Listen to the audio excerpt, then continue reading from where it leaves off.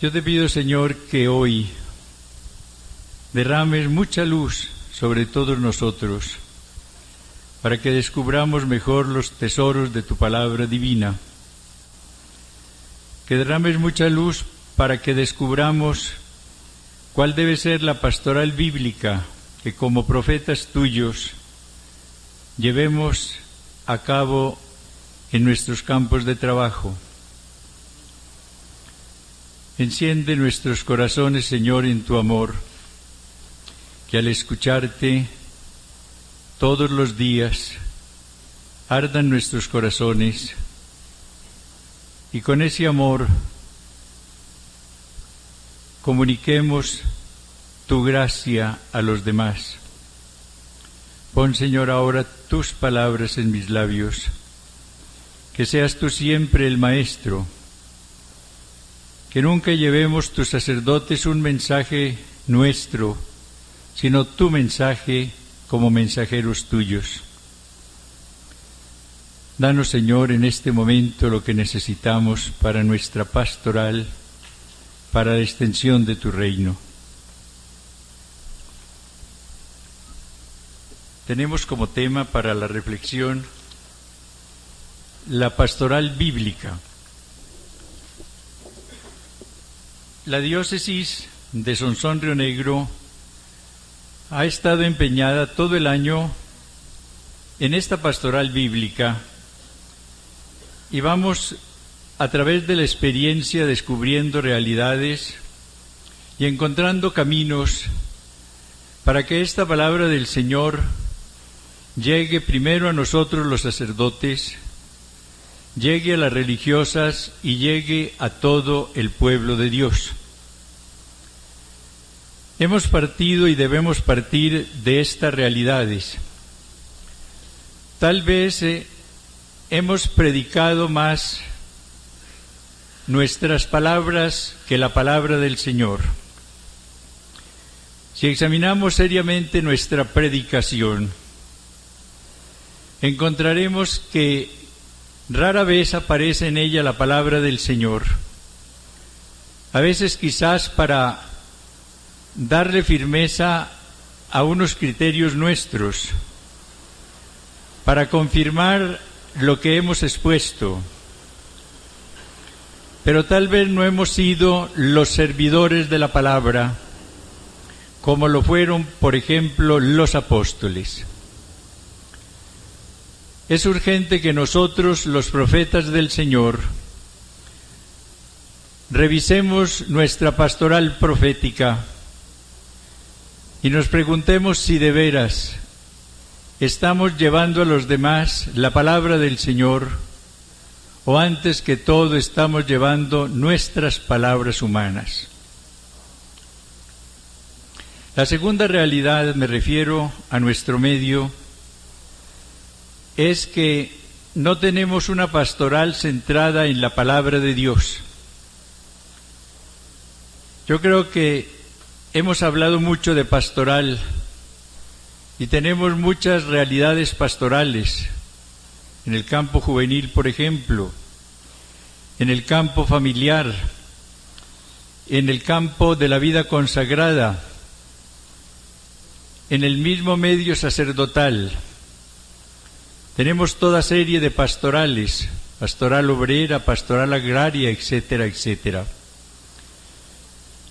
Pero tal vez hemos dado más importancia a las técnicas, a las dinámicas, a las organizaciones externas, que a la fuerza de la palabra del Señor que debe animar toda pastoral.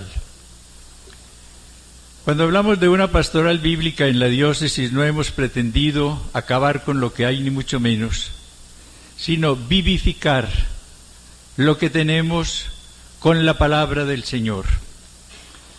Centrar la pastoral en todas sus vertientes en la palabra del Señor.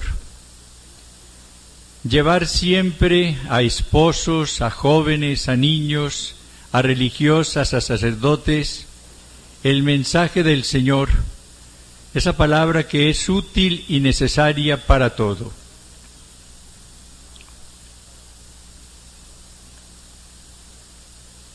tercera realidad, nuestra pastoral profética, sobre la cual ha insistido con tanta fuerza el concilio, es a veces poco profética, porque al realizarla no somos los mensajeros de Yahvé.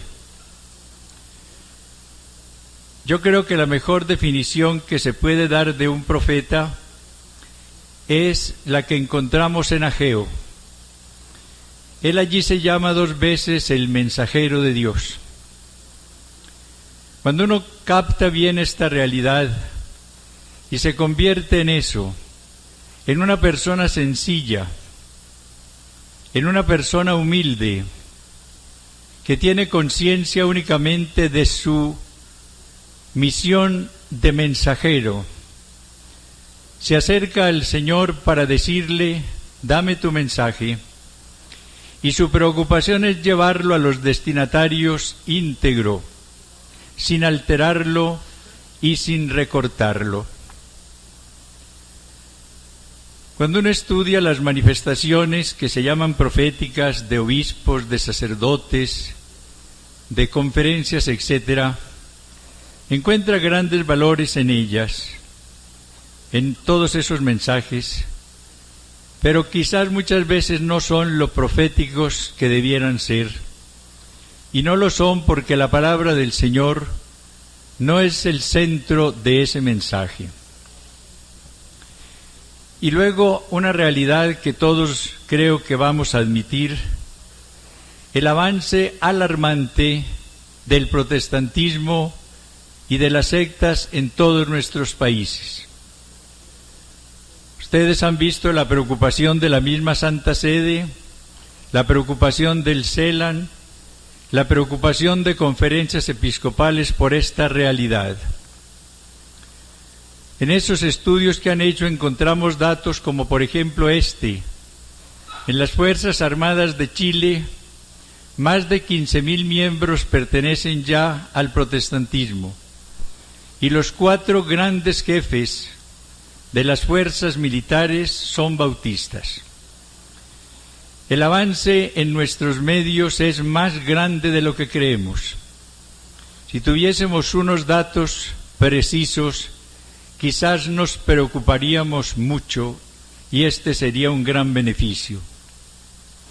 ¿Y cuál es la razón de este avance? Nosotros a veces buscamos explicaciones fáciles. Es que tienen mucha plata, es que son enviados para conquistar, etcétera, etcétera.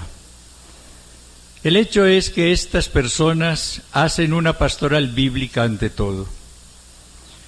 Llevan la palabra del Señor a todos, y todo su esfuerzo pastoral está centrado en esa palabra del Señor. Y debemos entonces lamentar este hecho. Con este solo medio a veces, y con el de la oración, consiguen avanzar y quitarnos a muchos de nuestros fieles para llevarlos al protestantismo, siendo así que solamente en la Iglesia Católica, como lo dice el Vaticano II, están todos los medios de salvación. Si nosotros llenamos ese vacío de la palabra de Dios, si a nuestras gentes les llevamos una pastoral bíblica seria, fervorosa, llena de amor, y si unimos a esta pastoral bíblica toda la riqueza sacramental y toda la catequesis, no solamente detendremos este avance, sino que conseguiremos que muchos de los que se han alejado de la Iglesia Católica retornen a ella. Y aquí quiero hacer una advertencia que juzgo importante. Cuando hablamos de una pastoral bíblica no vamos a limitarnos solamente a ese campo. Una pastoral bíblica en la Iglesia Católica debe estar acompañada de una catequesis muy profunda y debe ser celebrada en los sacramentos, sobre todo en la Eucaristía, lo que no tienen ellos. Porque si nos quedamos solamente en la parte bíblica y descuidamos la parte catequética y cuidamos la parte sacramental, que debe ser celebrada cada día con mayor alegría y conocimiento, cometeríamos una equivocación. ¿Cuáles son los objetivos que nos hemos propuesto y que yo ofrezco a mis hermanos sacerdotes en esta mañana? Los objetivos de esta pastoral bíblica para nosotros son los siguientes. Primero, conseguir, bajo la acción del Espíritu Santo, que la palabra del Señor sea amada por todos. Primero por nosotros y luego por nuestros fieles. Nosotros no hemos empezado por el conocimiento o difusión de la palabra de Dios. Yo creo que la pastoral bíblica debe empezar por el amor a la palabra de Dios. Y este es uno de los beneficios muy grandes que nos ha concedido la renovación carismática en la Iglesia Católica. Cuando Pablo VI enumeró los frutos principales de la renovación espiritual carismática, puso al principio el amor a la palabra de Dios. Y uno va comprobando esta realidad. Toda persona que entra seriamente en la renovación carismática empieza a amar la palabra del Señor. Y uno lo ve en sacerdotes, lo ve en religiosas, lo ve en seglares, lo ve en campesinos, en toda clase de personas. Y la razón es muy clara. El Espíritu Santo es el autor principal de la Sagrada Escritura. Por eso cuando la proclamamos decimos palabra de Dios, porque el autor principal de ella es el Espíritu Santo. Y esto es lo que distingue a la palabra de Dios de la palabra humana, lo que distingue a la Biblia de todas las bibliotecas humanas. Es el Espíritu Santo quien ha inspirado a distintos hombres en distintas épocas su mensaje. Pero es un Espíritu Santo, tengamos esto presente, que no solamente actuó en el momento de la inspiración, sino que actúa constantemente cuando nosotros nos ponemos en contacto con esa palabra suya que Él ha inspirado. O sea que es una acción permanente la del Espíritu Santo en la palabra. Y es natural que Él, cuando entra en una vida, cuando empieza a cambiar una vida, le da un gran amor a su palabra, porque esa palabra ha sido la manera empleada por Él para llegar a nosotros y darnos su luz, para consolarnos, para corregirnos, para edificarnos, para hacernos crecer en la justicia, como dice el apóstol San Pablo a Timoteo. Hay que pedir para nosotros y para nuestros fieles, ante todo, el amor a la palabra de Dios. Cuando ellos amen esta palabra, entonces darán el segundo paso, que es conocerla. Vendrá el interés por parte de todos de conocer la palabra del Señor. Pero no será un conocimiento curioso. No es el conocimiento que se tiene al leer los libros humanos. En la Biblia el conocimiento es siempre amoroso.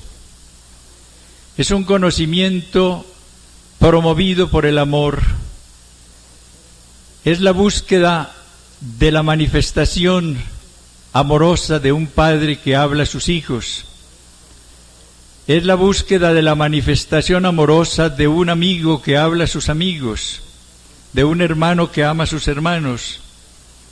Es la búsqueda de la comunicación amorosa de un huésped divino que está dentro de nosotros y que es la verdad y el encargado de llevarnos a la verdad plena. La tercera fase, el tercer punto o paso de esta pastoral es vivirla y hacerla vivir. Bienaventurados los que oyen la palabra de Dios y la practican, De nada o de muy poco nos serviría conocer toda la Biblia, saberla de memoria, si no la estamos llevando a la vida. Ya recordamos la suerte que corre la palabra en la parábola del sembrador, cómo gran parte de ella no llega a fructificar, solamente aquella que cae en un corazón bueno, la que es guardada con amor, la que es llevada a la vida y fructifica, esa es la que de veras sirve, la demás se pierde. El cuarto punto de esta pastoral bíblica es orar con la palabra del Señor y enseñar a orar a los demás con la palabra del Señor. En mi tiempo, a nosotros no nos enseñaron a orar con la Biblia. Teníamos varios textos de meditaciones como el del Padre Amón y otros muy interesantes, pero cuán pobres los encuentra uno ahora frente a la palabra del Señor. Cuando uno ya abre esta palabra divina, con ese amor y deseo de recibir el mensaje de su Padre, ve que sobran muchos libros de meditaciones y que uno allí tiene la manera de orar con las mismas palabras que el Señor ha puesto en nuestros labios. La oración en la Biblia tiene una riqueza maravillosa y de eso oiremos hablar también en estos días. Y el último paso en esta pastoral de la Biblia es difundirla con conciencia de mensajeros de Yahvé.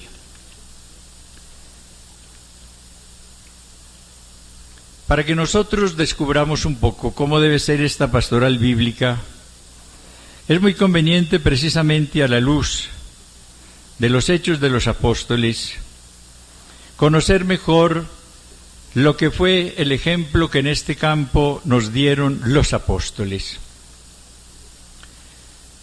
Recordamos que el Señor Jesús los había enviado como profetas por todo el mundo.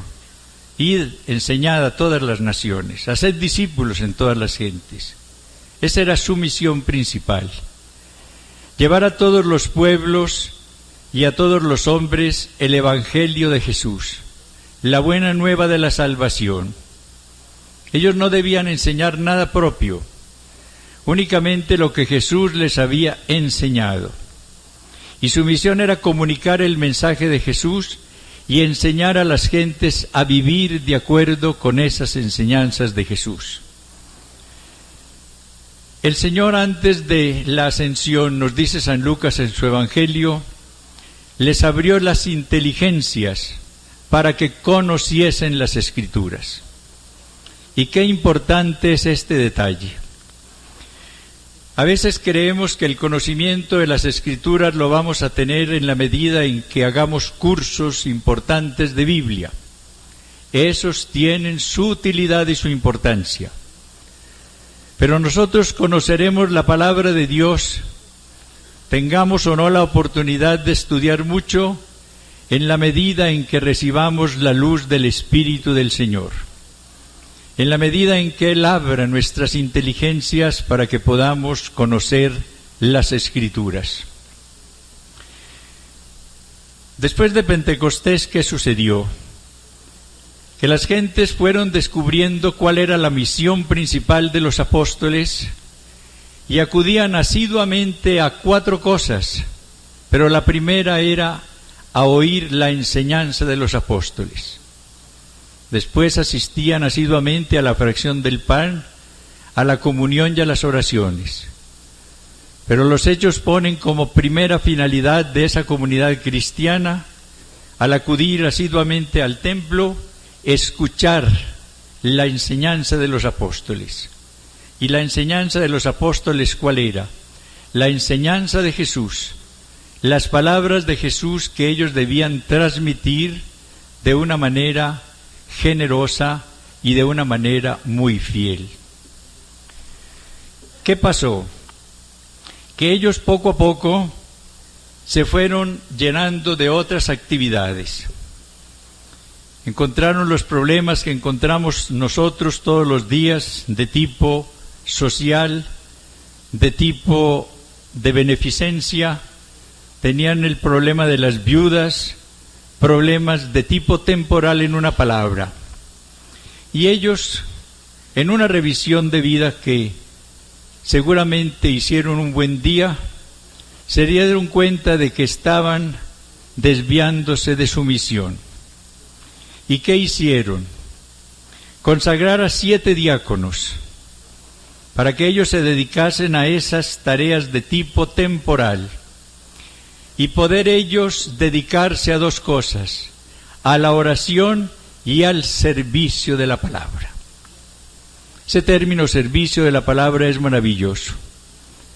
Ellos se dieron cuenta de que tenían primero que ser hombres de oración para conocer mejor en esa oración el mensaje del Señor, que tenían que sentarse, como lo había dicho Lucas en el capítulo 10, versículo 38, a los pies de Jesús como María para escuchar su palabra.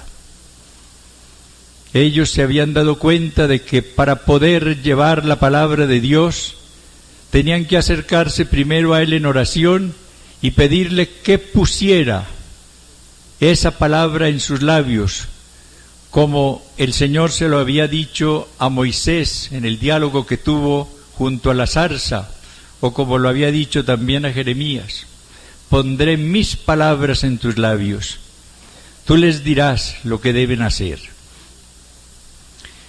Y después de esa oración ellos debían dedicar, y dedicaron de hecho su vida al servicio de la palabra, al ministerio de esa palabra del Señor, siervos de Cristo y siervos de su palabra, siervos del Señor y siervos de la palabra del Señor.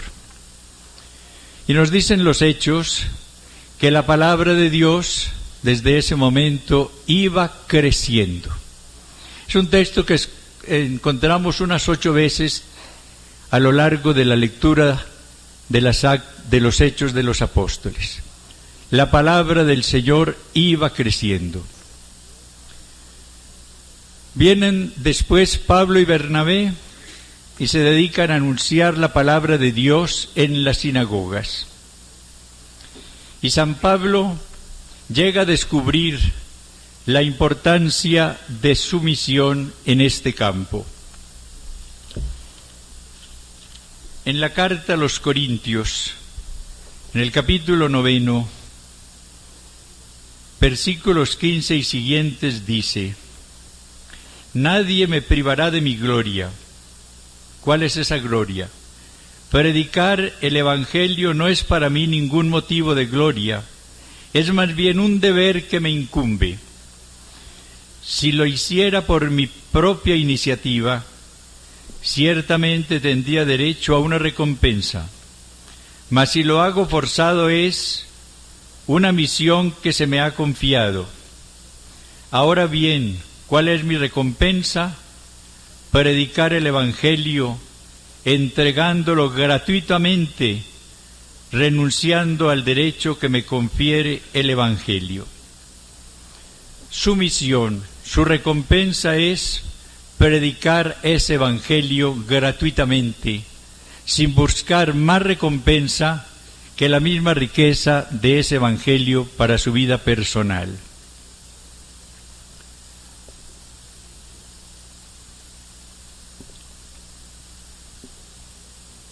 En la carta a los Romanos,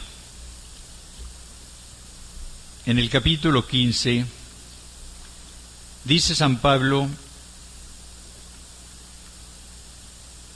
ser para los gentiles ministro de Cristo Jesús, ejerciendo el sagrado oficio del Evangelio de Dios, para que la oblación de los gentiles sea agradable, santificada por el Espíritu Santo.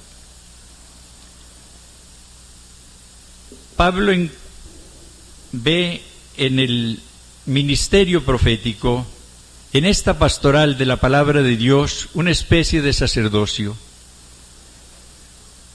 Un sacerdocio sagrado, ejercer el sagrado oficio del Evangelio de Dios.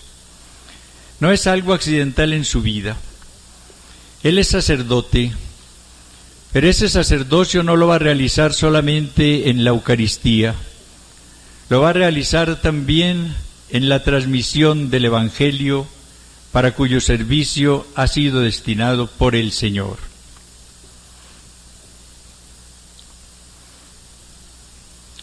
Estos apóstoles estaban al servicio del Evangelio porque lo amaban. El Espíritu Santo les había dado ya este amor. Ese fue uno de los grandes regalos de Pentecostés. Recordemos que Pentecostés es la efusión del Espíritu Santo en plenitud, y el Espíritu Santo es el amor. Y el fruto que recibieron los apóstoles en Pentecostés fue el llenarse del amor del Espíritu Santo. Cuando en el capítulo 2, versículo 4 se nos dice que quedaron todos llenos del Espíritu Santo, podemos decir que quedaron todos llenos del amor del Espíritu Santo. Y ese amor se extendió al Señor y a la palabra del Señor.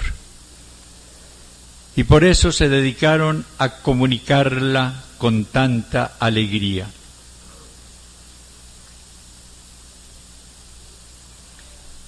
Yo creo que uno recibe el don de amar la palabra del Señor cuando descubre que esa palabra divina es fruto del amor de Dios a nosotros.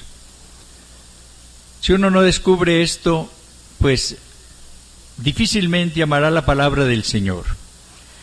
Cuando el hombre descubre que es el Hijo de Dios, la gran dignidad que tenemos, tal fue el amor de Dios que quiso que nos llamásemos y fuésemos sus hijos. Y al tener conciencia de esa realidad, se da cuenta de que su Padre Dios le ha escrito muchas cartas.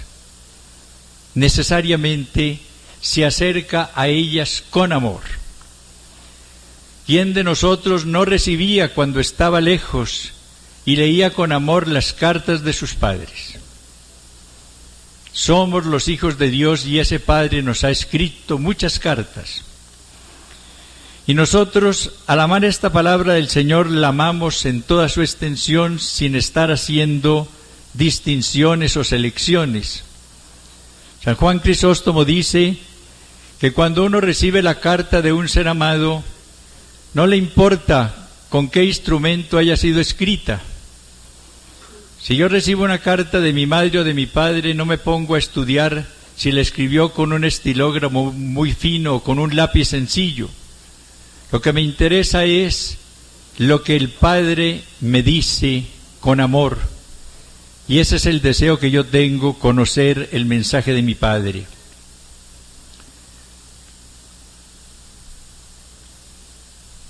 La palabra del Señor nos transmite el amor esponsal de Cristo, el amor fraternal y de amigo que es Cristo.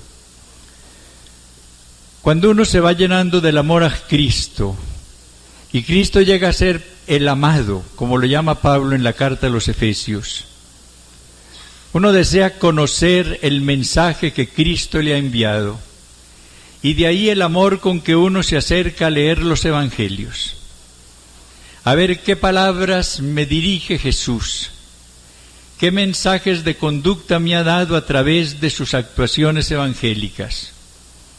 ¿Qué es lo que Él como amigo ha querido comunicarme a mí, su amigo? Recuerden que en la última cena dice, ya no os llamaré siervos sino amigos. Y la razón que da es que el siervo no conoce todos los secretos de su Señor. Y Él en cambio les ha manifestado todo lo que ha oído de su Padre. Esa es la riqueza del mensaje de Cristo a todos nosotros. Y recordemos que hay mensajes que son exclusivos para los sacerdotes. Yo recuerdo cómo en el concilio el cardenal Bea, en una de sus intervenciones, insistió, por ejemplo, él, que era un gran exégeta, cómo las palabras vosotros sois mis amigos, ya no os llamo siervos sino amigos, eran para los sacerdotes. Estaba hablando a sacerdotes en ese momento. Y estaba hablando de una amistad especial con ellos.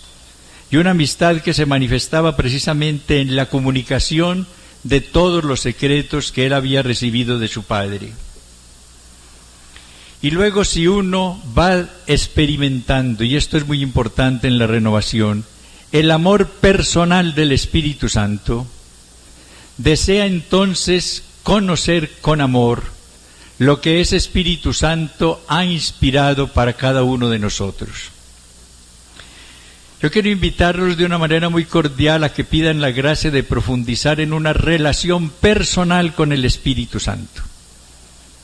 Que el Espíritu Santo no se quede en conceptos. Recuerden que es el dulce huésped del alma, que Él mora en nosotros. ¿No sabéis que sois templos de Dios y que el Espíritu Santo mora en vosotros? Él quiere tener una relación personal de amigo con cada uno de nosotros. Y cuando uno descubre esta realidad y va intensificando esta amistad con Él, pues va sintiendo el deseo de conocer cada día mejor lo que Él ha inspirado para cada uno de nosotros. En una palabra, crece el amor a la palabra del Señor en la medida en que vamos conociendo el amor de Dios para cada uno de nosotros. Este conocimiento amoroso de la palabra del Señor lo vamos adquiriendo principalmente en la oración. Y este conocimiento llega a ser tan grande que a veces movió toda la espiritualidad de Santa Teresita del Niño Jesús. Fue aquella frase de Jesús: si no os hiciereis como niños, no entraréis en el reino de los cielos. Y ella debió saborear días y días este mensaje de Cristo, y a través de esa oración fue descubriendo el caminito de la vida espiritual, al cual se refirió tan elogiosamente Pío X cuando la canonizó, y dijo aquella célebre frase: ella tuvo la luz y la gracia de suprimir las matemáticas en la santidad. Todo centrado principalmente en ese texto. La beata Isabel de la Santísima Trinidad, ¿cómo orientó su vida maravillosa? ¿No sabéis que sois templos de Dios y que el Espíritu Santo mora en vosotros? Y empezó a vivir esa realidad y pudo decir al final de su vida: he hallado el cielo en la tierra, porque el cielo es Dios y Dios mora en mi alma. Cuando comprendí esto, todo quedó iluminado para mí. Es en la oración cuando nosotros y donde nosotros vamos a descubrir tesoros en la palabra del Señor, y como esa palabra del Señor irá cambiando verdaderamente nuestras vidas. Pero esta palabra del Señor, conocida, amada primero, conocida después y orada, debe llevarse a la vida. Bienaventurados los que oyen la palabra de Dios y la guardan. San Lucas, en el capítulo 8, versículo 15, cuando está exponiendo la explicación de la parábola que hizo Jesús, dice: los que caen en buena tierra son los que después de haber oído conservan la palabra con corazón bueno y recto y fructifican con perseverancia. Se trata no únicamente de oír la palabra, hay que conservarla con corazón bueno y recto, corazón que no tenga espinas, que son las que ahogan la palabra, corazón que no sea duro, piedra que impida que eche raíces, corazón bueno y recto, y que fructifique con perseverancia. El cambio de una vida no se opera de un momento a otro. El Señor tiene una pedagogía especial para cada vida, y uno ve cómo Él va convirtiéndonos diariamente. La metanoia total no la conseguiremos sino en el cielo. Mientras estemos en la vida necesitaremos todos los días conversión, y esto nos lo irá regalando el Señor a través de su palabra. La palabra del Señor, meditada, orada todos los días, va cambiando las vidas. Esa palabra del Señor tiene una fuerza poderosísima que aparece como experiencia en todos nosotros y en muchas vidas.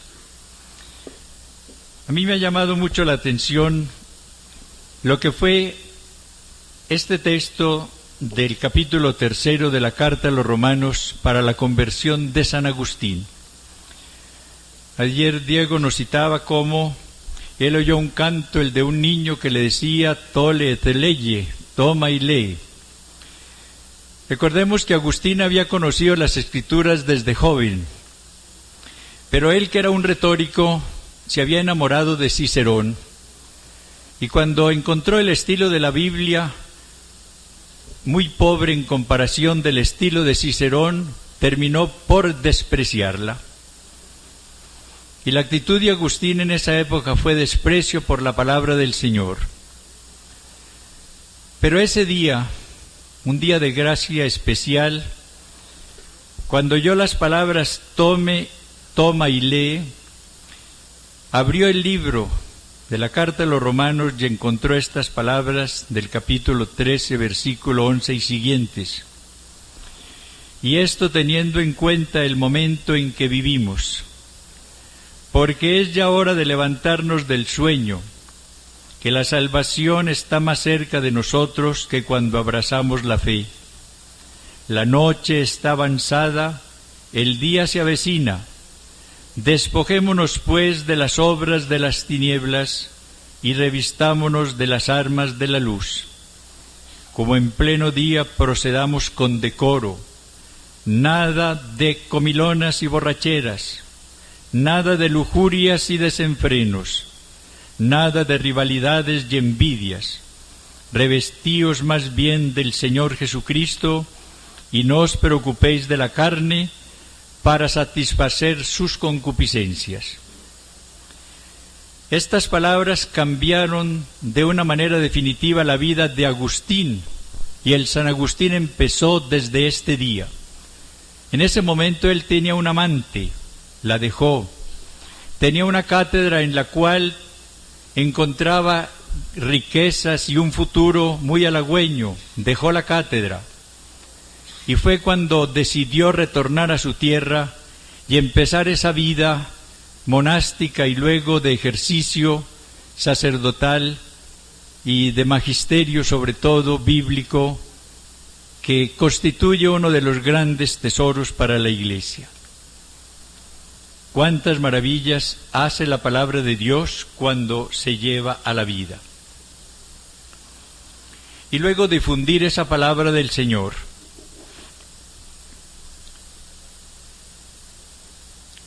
Hay un hecho para nosotros sumamente positivo, y es que la renovación carismática está despertando por todas partes el deseo en los fieles de conocer la palabra de Dios.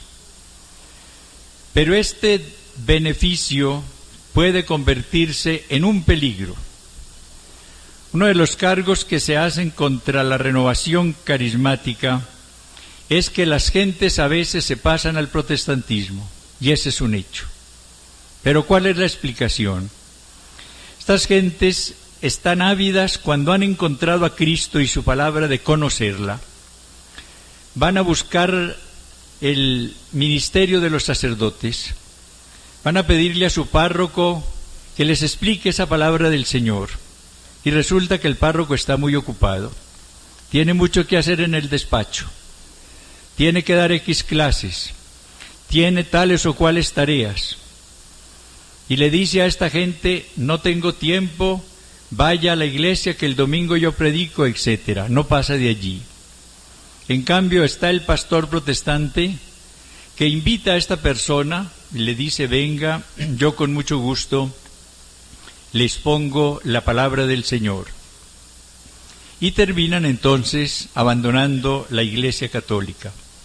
¿Culpa de la renovación carismática? No. Culpa del poco amor de muchos sacerdotes a la palabra del Señor, de no haber descubrido cuál es su misión profética y qué es lo que deben hacer en la Iglesia del Señor. En Amós, en el capítulo 8, hay unas palabras preciosas. Padre García las ha citado varias veces en la televisión. He aquí que vienen días, oráculo del Señor Yahvé, en que yo mandaré hambre a la tierra, mas no hambre de pan ni sed de agua, sino de oír la palabra de Yahvé. Entonces vagarán de mar a mar, de norte a levante, andarán errantes en busca de la palabra de Yahvé, pero no la encontrarán. Esos días los estamos viviendo. El Señor está derramando sobre el mundo, sobre su iglesia, hambre y sed de su palabra.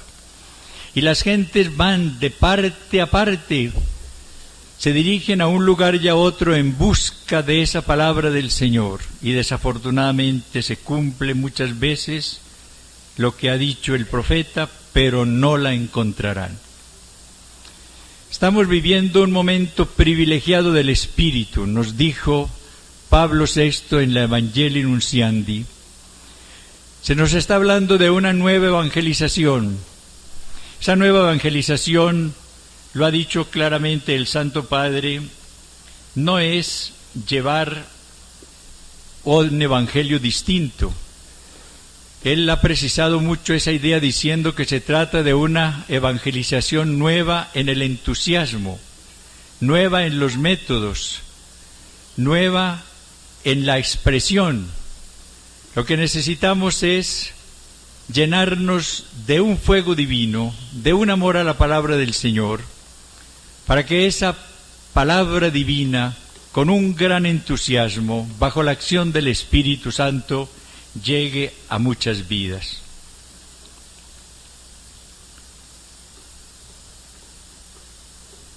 Pero viene un punto ya final al cual quiero darle mucha importancia, y es que nosotros debemos difundir la palabra del Señor o realizar esta pastoral bíblica con el poder del Espíritu Santo y acompañarla de señales. En esto no se insiste lo debido. Nosotros podemos llevar todo el mensaje del Señor al mundo actual, pero si no lo llevamos con el poder del Espíritu Santo, y si ese mensaje no está acompañado de señales, el fruto va a ser muy pobre. El Evangelio de San Marcos, al final del capítulo 16, versículo 20, nos dice: ellos, los apóstoles, salieron a predicar por todas partes, colaborando el Señor Jesús con ellos y confirmando la palabra con las señales que la acompañaban. Recordemos que antes, cuando los había enviado por primera vez a algunas de las ciudades, les había dicho: vayan, prediquen el reino, sanen enfermos y liberen a los endemoniados. No los envió solamente a predicar el reino, los envió también a sanar y a liberar. Y el Señor, cuando ya los envió definitivamente por todo el mundo, colaboró con ellos y su predicación estaba acompañada de señales. En el capítulo 4 de los Hechos de los Apóstoles encontramos algo muy diciente. Cuando vienen los apóstoles de la prisión y se reencuentran con su comunidad, esta, que era una comunidad orante, empieza a pedir al Señor no el castigo de los perseguidores, sino lo siguiente: ahora, Señor, ten en cuenta sus amenazas y concede a tus siervos que puedan predicar tu palabra con toda valentía, extendiendo tu mano para que realicen curaciones, señales y prodigios por el nombre de tu santo siervo Jesús. Acabada su oración, retembló el lugar donde estaban reunidos, y todos quedaron llenos del Espíritu Santo y predicaban la palabra de Dios con valentía. ¿Qué pide aquella comunidad cristiana que tenía toda la luz del Espíritu? Que estos apóstoles prediquen la palabra de Dios con valentía, lo primero, y segundo, que esa predicación esté acompañada de curaciones, señales y prodigios, no realizados por ellos, sino por el nombre de tu santo siervo Jesús. Uno de los grandes beneficios de la renovación carismática es ir descubriendo en la Iglesia, mostrando a todos lo que es la persona y lo que es la acción del Divino Espíritu, y en su acción ocupa un lugar muy importante el poder del Espíritu Santo. Recuerden que antes de la ascensión el Señor les dice que no se alejen de Jerusalén hasta que sean revestidos del poder de lo alto, como dice Lucas en el Evangelio, o hasta que reciban el poder del Espíritu Santo, como dicen los Hechos, que sean bautizados en el Espíritu Santo, para que con ese poder ellos puedan cumplir su misión. Yo creo que esta es una de las grandes deficiencias que tenemos actualmente en la Iglesia Católica. Llegamos hasta descubrir un poco la persona del Espíritu.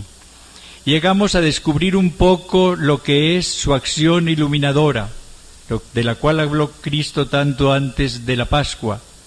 Él os enseñará todo, Él os recordará todo, Él os llevará a la verdad plena. Pero no nos hemos detenido a estudiar la necesidad que tenemos también del poder del Espíritu Santo para el desempeño de nuestra misión. ¿Qué dice Pablo en la carta a los Romanos, en el capítulo 15? Ser para los gentiles ministro de Cristo Jesús, ejerciendo el sagrado oficio del Evangelio de Dios.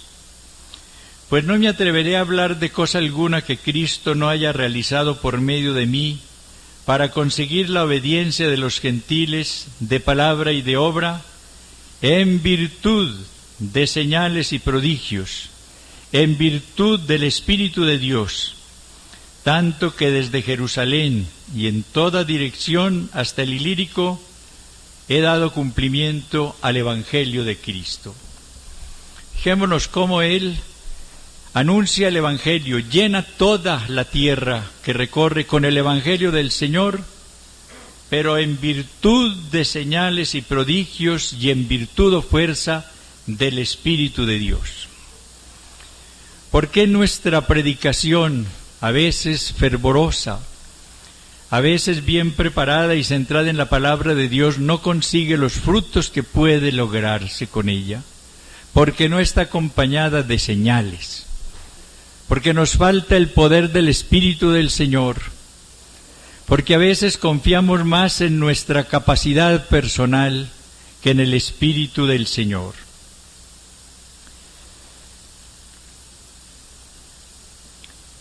Quiera el Señor que estas palabras que les he dirigido con todo cariño, después de haber orado mucho, empiecen a iluminar un poco la pastoral de todas las diócesis que están aquí representadas.